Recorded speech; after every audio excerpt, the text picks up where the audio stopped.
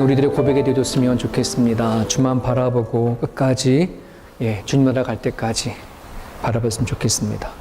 나이가 먹으면 못하는 게 하나가 있답니다. 잘 못하는 건데 가만히 옆에 있는 사람 손잡는 것도 어렵고 눈 마주치는 게 어렵다고 합니다.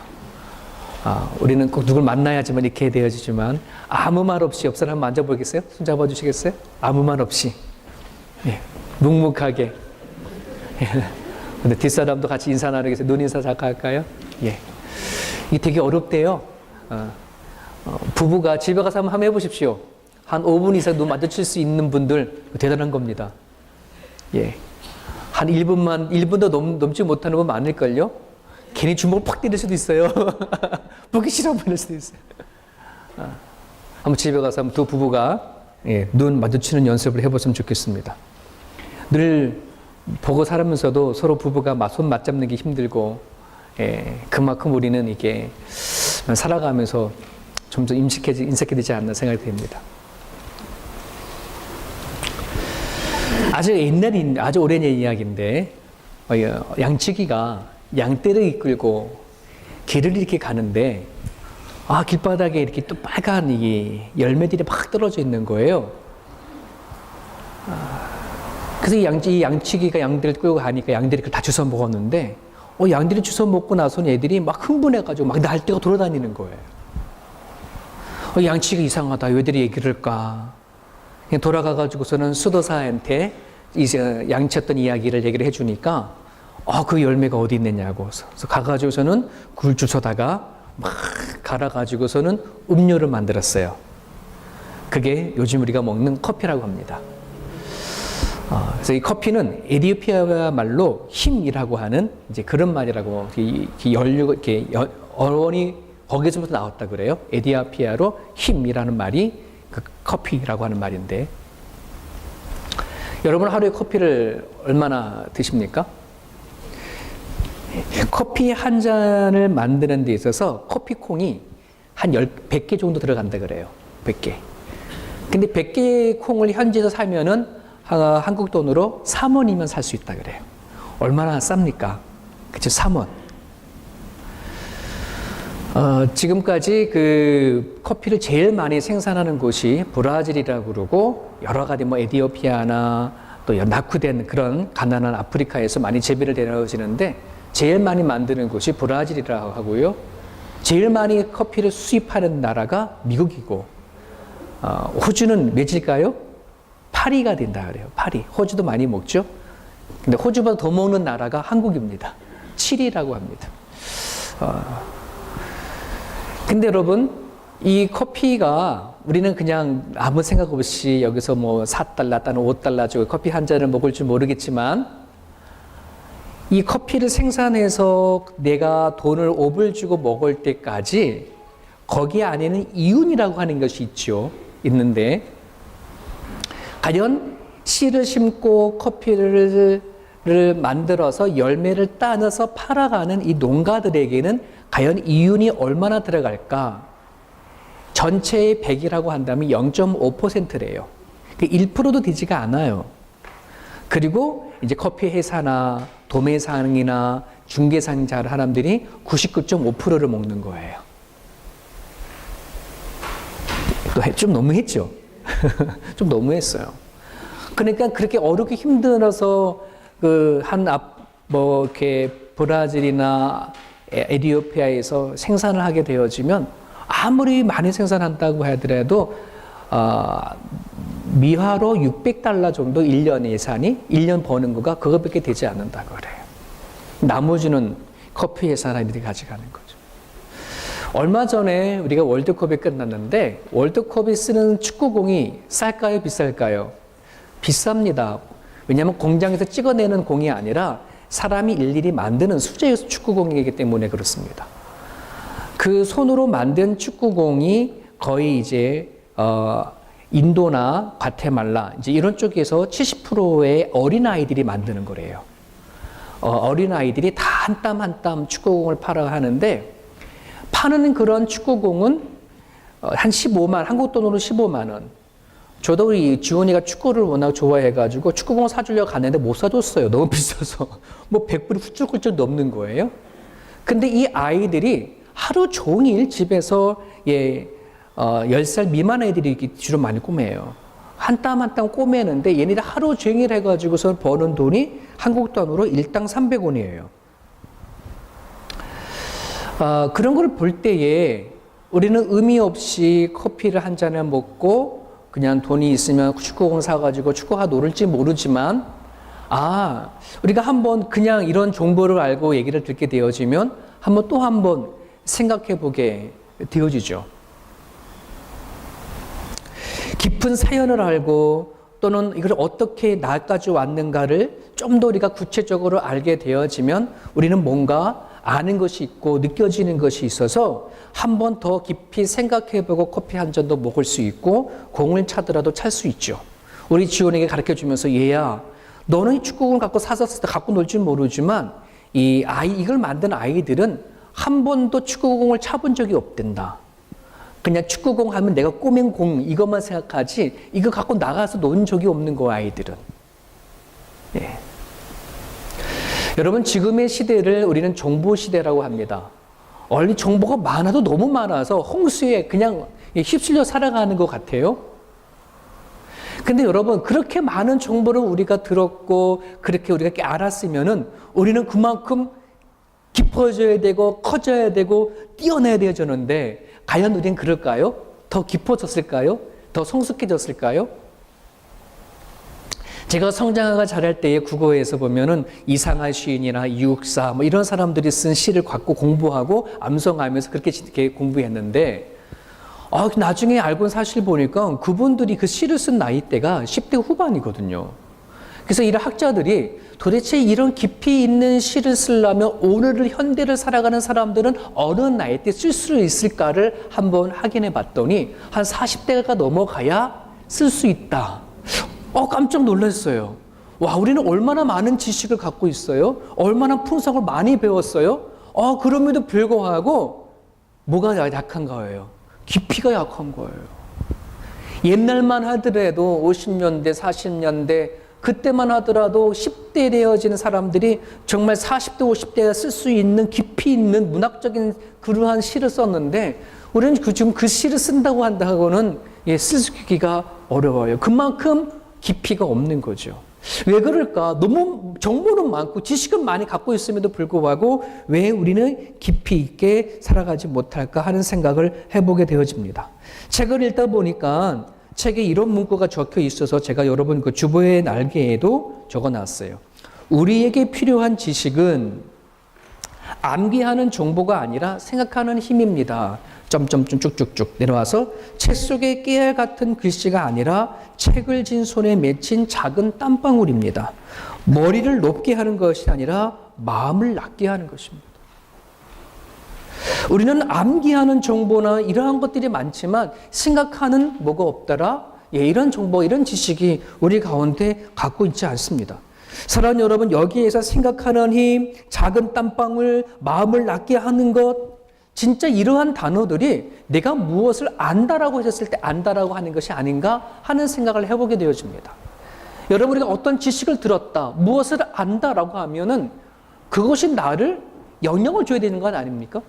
그것이 나를 변화시키거나 그것이 나에게 무엇이 힘이 되어줬을 때에 내가 그것을 안다라고 말하는 것이지, 그렇지 아니하면 그 안다라고 한다는 것은 나를 그냥 거만하게 할 뿐이고 남에게 아무런 덕이 끼칠 수 없는 것이 되지 않을까, 이런 생각을 해보게 되어집니다.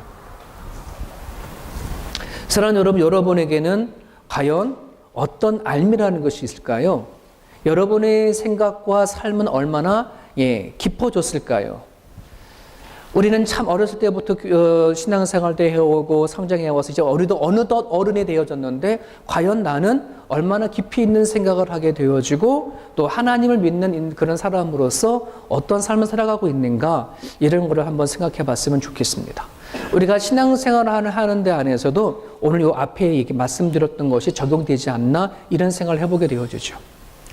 제가 목회를 해나가면서 성도들이 하나님을 믿고 신앙생활을 하면서도 참 많이 고민이 있고 갈등을 하게 되고 괴로워하는 것을 많이 보게 되어지고, 또 자원하는 것보다는 막 뭔가 끌고 가야 하는 것, 그러한 것들도 많이 깨닫게 보게 되어져요. 또 어떤 분은 나는 왜 이렇게 변화되지 않을까? 나는 분명 교회 다니는 지 참 됐는데 참 많이 변화되지 않는 것으로 인한 자기의 죄책감, 자괴감, 또 열등감, 뭔가 힘들어하는 것을 많이 보게 되어집니다. 그 왜 그럴까? 이런 생각을 해봤을 때에 여러분들이 하나님을 모르는 거 아니잖아요. 그죠? 오늘 이 자리에 우리 나와서 예배한다는 것은 하나님을 알기에 하나님이 계시는다고 하는 지식은 갖고 있기 때문에 오늘 우리가 이 자리에 나와서 예배를 드리지만 문제가 있어요. 뭐냐면 하나님을 아는 지식은 정보는 있지만 그 하나님이 살아계시고 역사하는 것을 내 마음 깊은 곳에서 느끼지 못하고 있다는 것. 그것 때문에 우리는 교회를 다니면서도 괴로워하고 때로는 힘들어하고 마지못해 오는 발걸음들이 참 많다라고 한다는 것이죠. 내가 뭔가 정말 하나님을 살아계심을 내가 느끼고 경험하고 체험되어지고 내 안에 역사하는 것을 느낀다면 나는 안 바뀔 수가 있을까요? 없을까요? 안 바뀌기 더 어려운 것이라고 생각합니다. 성경에는 얘기합니다. 너가 나를 알면, 너가 나를 경험하게 되어지면 반드시 우리는 바뀌게 되어져 있지요. 사랑하는 여러분, 내가 예수님을 알고 오는데 하나님 때문에 내 인생이 바뀌지 않는다. 하나님 때문에 내가 뭔가 변화되지 않는다라고 말하면 과연 하나님의 문제가 있을까? 내가 문제 있을까? 여러분 스스로 판단할 수 있기를 바랍니다.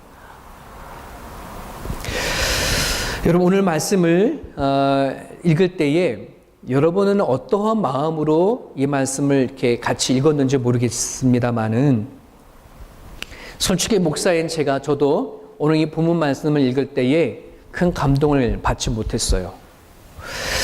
아무런 큰 감동을 받지 못했다는 게 아무런 감동이 없었어요.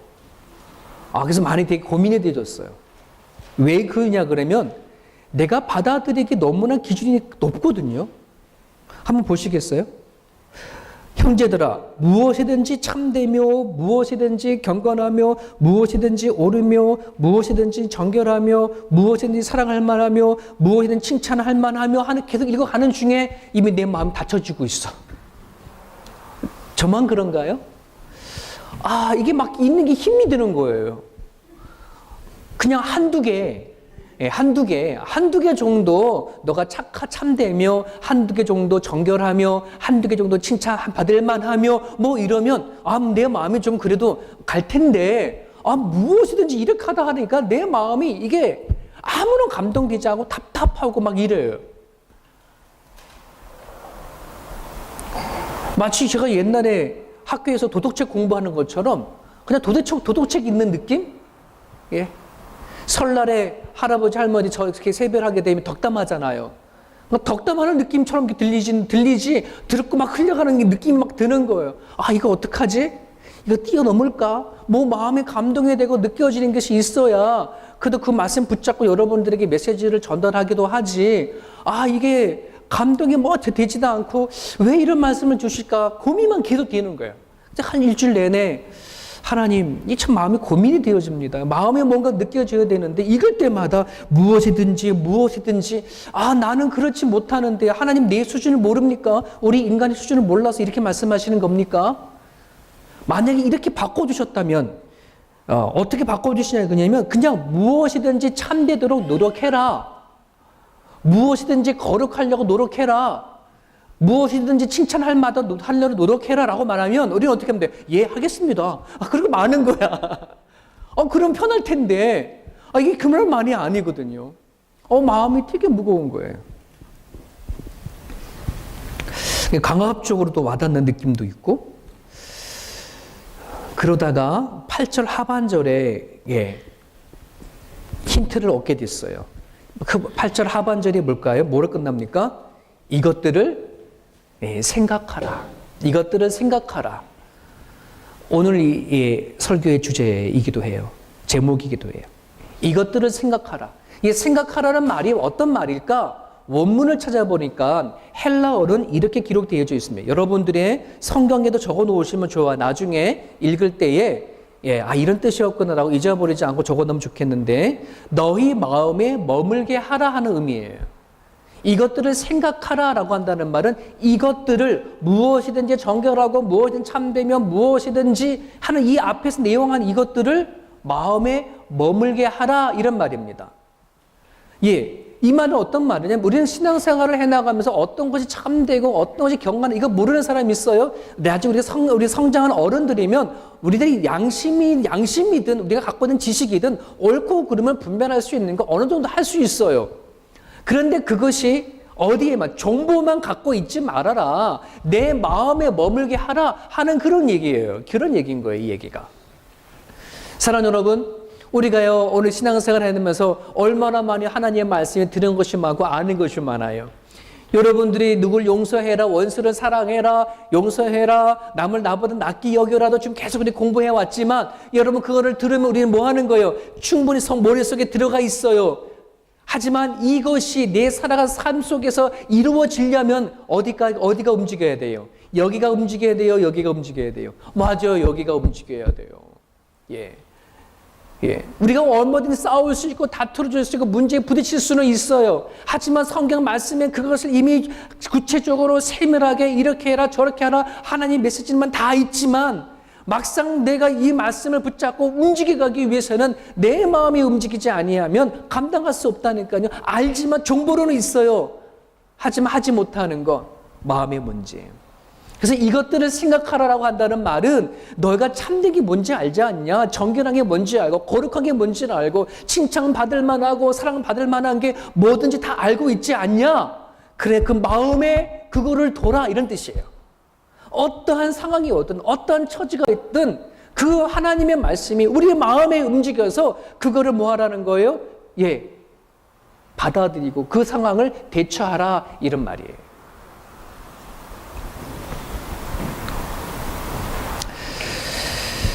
오늘 우리는 살아가다 보면 어떤 문제가 생기고 어떠한 처지가 닥쳐오게 되어지면 내 생각과 내 마음대로 판단하는 게 먼저 앞서지 하나님의 안에서 곰곰이 생각하는 그런 생각을 많이 못하고 하나님 안에 주신 말씀을 붙잡고 곰곰이 생각한 다음에 그래 하나님은 이렇게 주셨지 이것을 내가 이 말씀에 붙잡아서 이렇게 결단하고 이렇게 판단하고 이렇게 행동해야 되겠다라고 딱 하고 가는 사람들이 많지가 않아요. 그러다 보니까 하나님을 알지만 하나님을 믿지만 하나님을 통해서 오는 힘과 능력과 파워를 경험하지 못한 채 하나님은 믿고 있는데 하나님은 아는데 왜 하나님은 내 삶 속에 역사하지 아니하지? 라고 하는 그런 말을 계속 되풀이하고 신앙생활을 하게 된다는 말입니다. 여러분 자녀를 낳고 키워가는 부모님들에게 여쭤보겠습니다. 아이를 키워서 여러분들이 정말 이 아이를 훌륭한 사람으로 키워야지 성장시켜야지 라고 생각하고 키워가는 것이 여러분 쉽든가요? 어렵든가요? 이게 어려운 일입니다. 생각처럼 그렇게 되어지지가 않아요. 어떨 때는 그 상황에 실패할 수도 있고 성공할 수도 있고 근데 그 수많은 그 과정을 거쳐서 우리는 뭐 할 뿐이에요? 예, 하나님 안에서 믿고 가고 키워 나갈 뿐 아니겠습니까? 그 아직은 몰라요. 아직 이 아이는 성장할 그 과정 속에 있기 때문에 그렇습니다. 여러분 창세기에 보면은 요셉의 이야기가 나와요.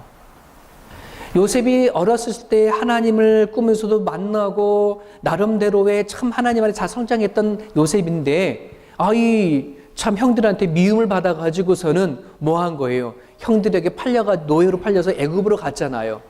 자, 그거를 바라봤을 때의 요셉은 형들에게 내가 미움을 받아서 애굽에 노예로 팔려가는 거구나. 노예가 되어지면서 하나님의 뭔가 뜻이 있겠지. 그렇게 팔려갔을까요? 아니에요. 그러지 않았어요.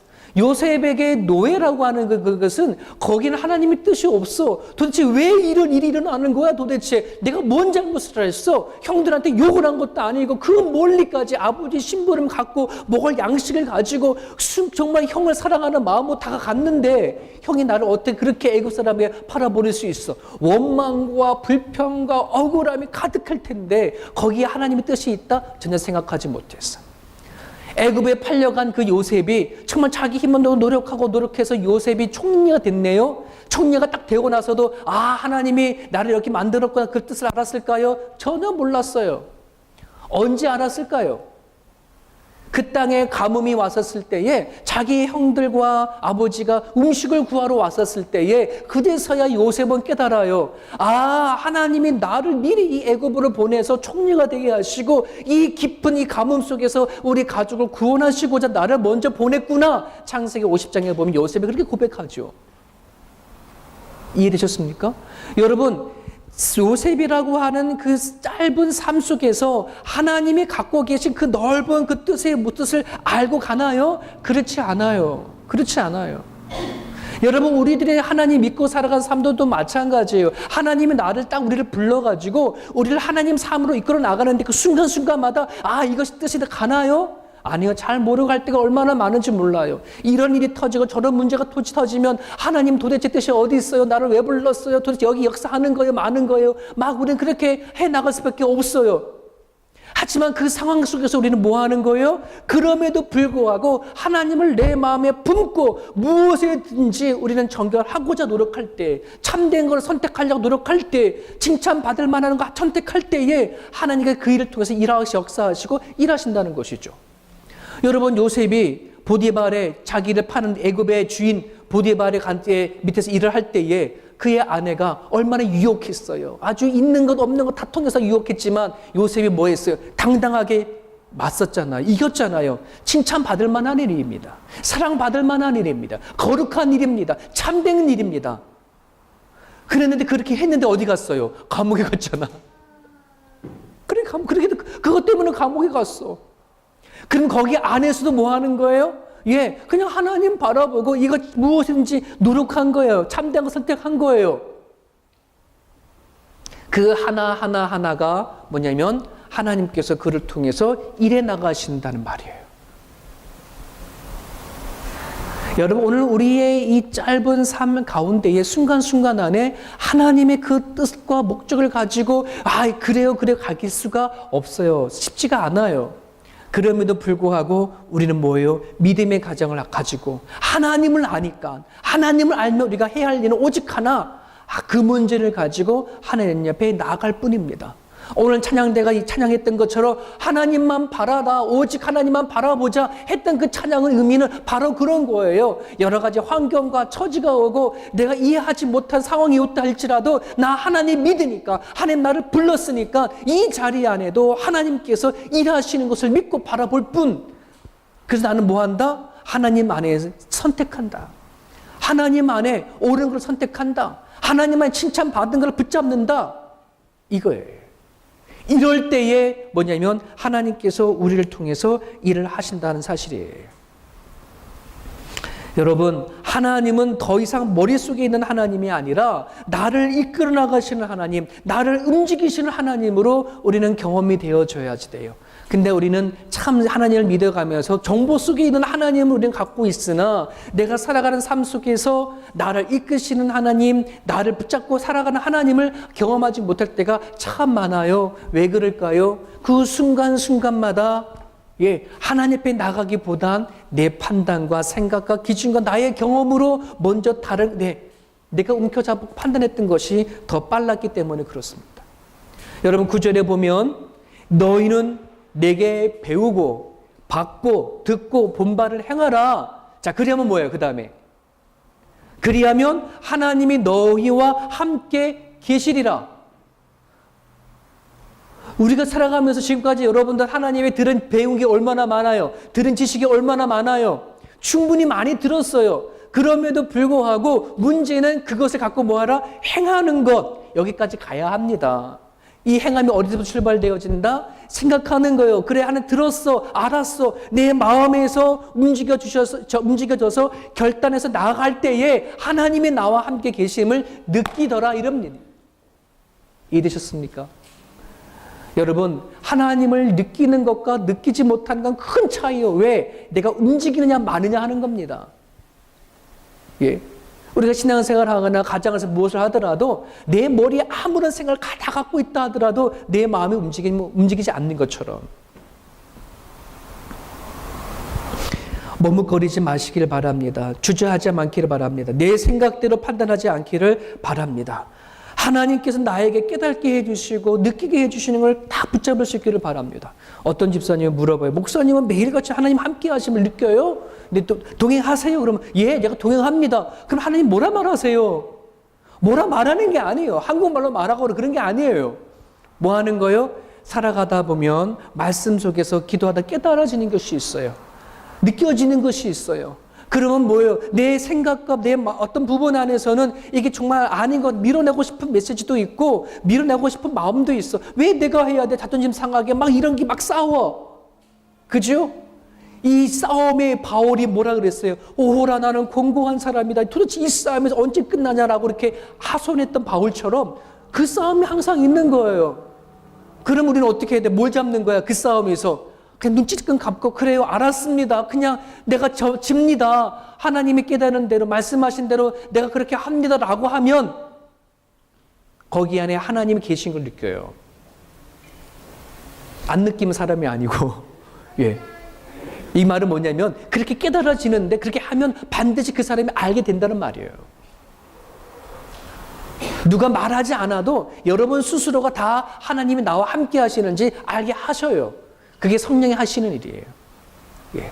누가 옆에서 하나님을 만나냐 안 말할 필요도 없어. 그냥 여러분들이 그 말씀에 따라서 붙잡고 나아가면 누가 말하지 않아 여러분 스스로 알게끔 되어져 있어요.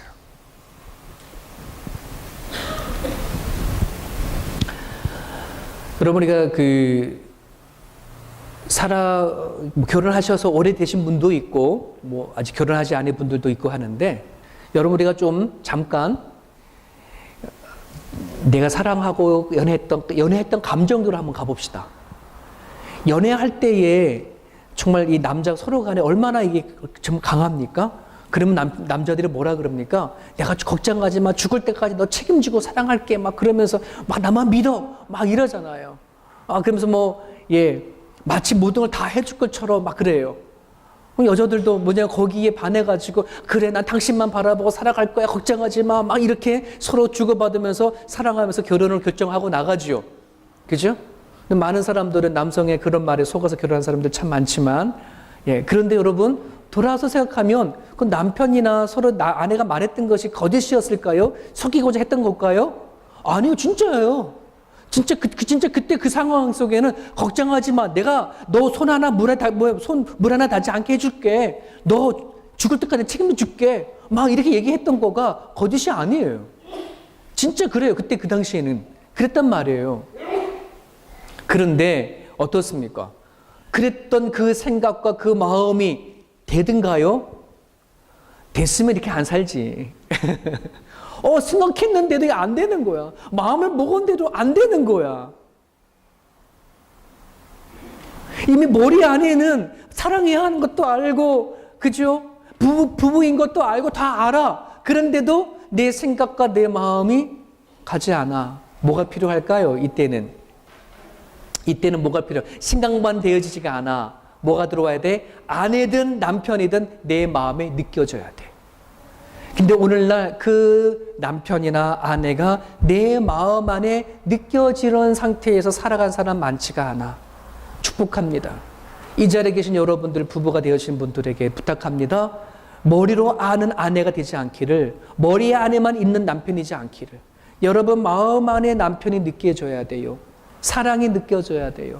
아내의 마음속에 아내가 남편이 있어야 되어져요. 근데 이게 쉽든가요? 어렵든가요? 대빵 어려워요. 왜 어려울까요? 내 안의 사랑은 솔직히 그런 사랑이 아니기 때문에 그렇습니다. 연애했던 사랑도 솔직히 말하면 하나님이 주신 그 사랑이 아니라 내가 갖고 있는 사랑인데 이 사랑은 되게 이기적입니다. 되게 아주 독한 개인적인 사랑입니다. 내가 결혼하고 사랑한다고 말을 하지만 그렇게 하면서도 한편으로는 내가 이렇게 해줬기 때문에 저 사람 날 이렇게 해줘야라고 하는 대가성 있는 사랑을 하는 것이 우리들의 마음입니다. 이것이 우리가 하는 사랑입니다. 하지만 내 마음 안에 내 아내가 자리 잡으려면, 남편이 자리 잡으려면 내가 죽어야지, 내가 낮아져야지, 나를 버려야지만 그게 가능한 일입니다. 그런데 결코 내 스스로 못합니다. 누가 임해야 합니까? 성령이 내 안에 오셔야 합니다. 성령이 내 마음 가운데 임하셔서 내가 죽고 예수가 살아갈 때에 진짜 그제서야 뭐요? 내가 남편을 사랑하든 아내를 사랑하든 조건 있는 사랑이 아닌 계획된 사랑이 아닌 무엇이라도 무조건적인 사랑이 나와요. 내 아내니까는 그저 계산하지 않고 사랑할 수 있어요. 우리는 왜 그렇게 계산하는지 몰라요. 서로 부부 가운데도 계산해요. 내가 너 한 번 이렇게 했으니까 넌 최소 나한테 2번 해줘야 난 돼. 이런 것들이 얼마나 많은지. 그죠? 여러분, 성령이 내 안에 임해져야 합니다. 그래야 진짜 무엇이든지 참되고 무엇이든 거룩하고 이걸 아무리 수만 들어봐도 뭐해? 내 삶 속에 적용되지 않는 건데. 내 안에 성령이 임하지 아니하게 되어지면 나는 교회 다녀서 하나님을 믿는 부부를 하더라도 하나님이 부부 가운데 역사하지 않아요. 하나님이 우리 가정 가운데 역사하지가 않아요. 어디서부터 출발되어지느냐? 하나님이 내 안에 들어와서 내가 죽고 내 가까운 남편이 내 안에 들어오고 사람이 내 안에 들어올 수 있어야 그제서야 하나님이 역사하는구나, 일하시는구나 힘있게 나아갈 수 있어요. 그렇게 돼서 부부가 변하고 가정이 변해야 교회가 변하는 거예요. 교회가 변해 나라 세상도 바뀌어지는 거잖아요. 그렇지 않습니까? 그런 부분들 안에서 사랑하는 여러분, 오늘 우리가 갖고 있는 이 마음들 짧은 시간 안에서 뭔가 다 이루어지게 하지 마세요. 하나님은 우리를 부르셨어요. 우리의 하나님을 되어주시고 우리들이 아버지가 되어주시겠다고 약속하시는 거예요. 그렇기 때문에 우리가 살아가는 가정 가운데 때로는 실수도 할 수도 있고 때로는 뭘 하더라도 잘못되어질 수도 있어요. 하지만 그것이 다가 아니라고 생각하시길 바랍니다.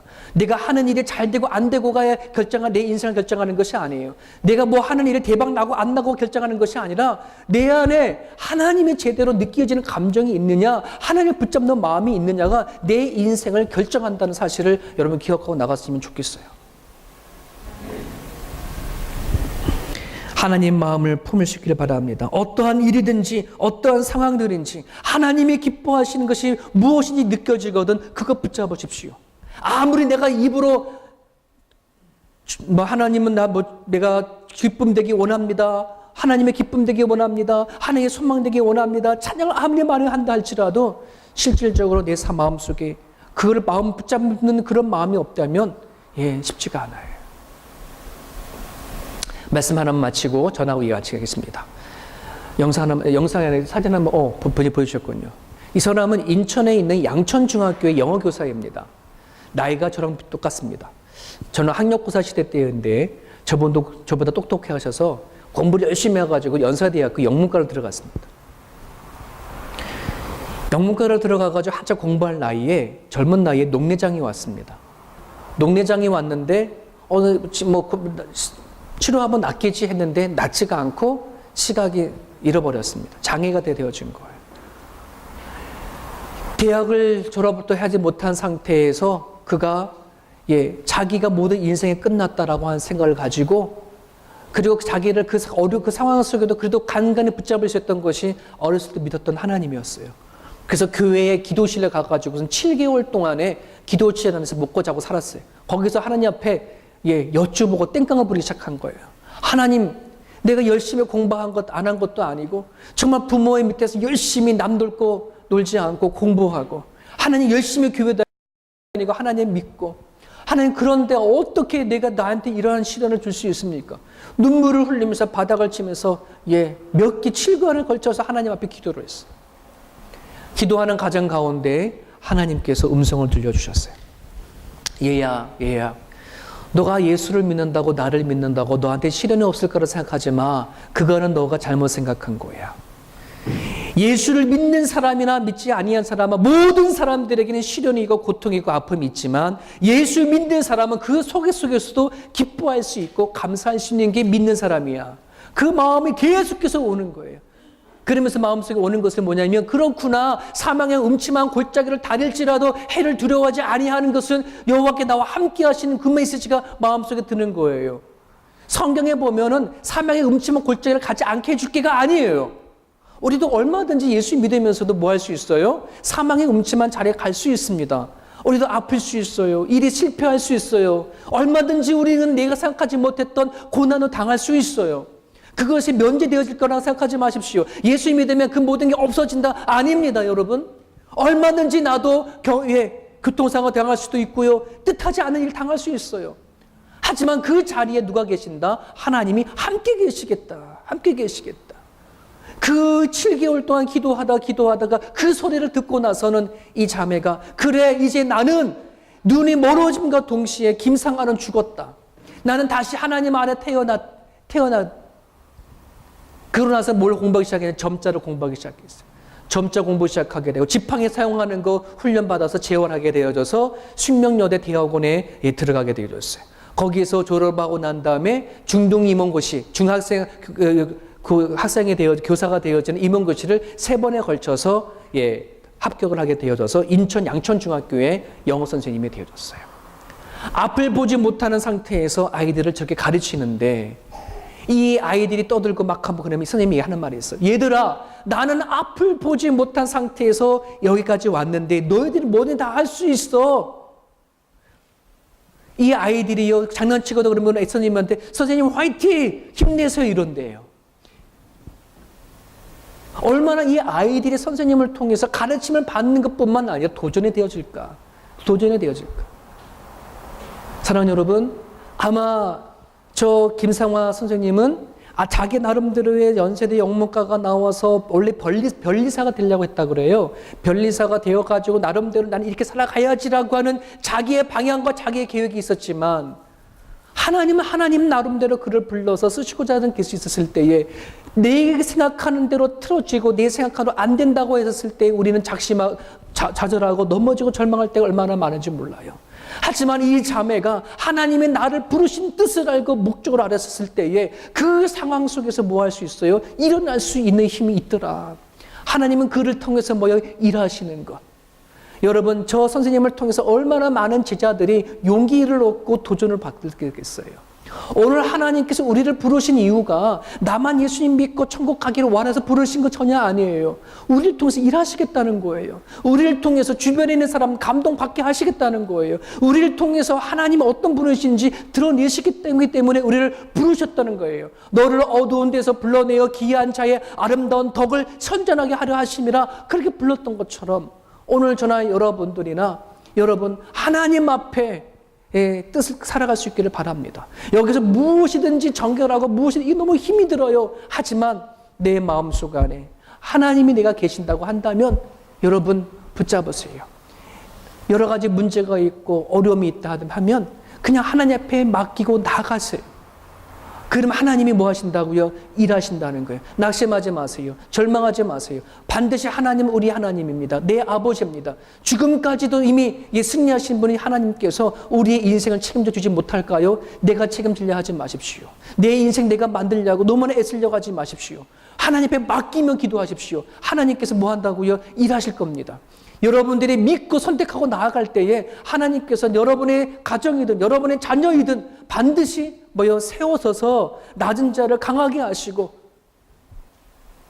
약한 자를 들어 강한 자를 부끄럽게 하시는 하나님의 그 일하심을 여러분 경험하시길 바랍니다.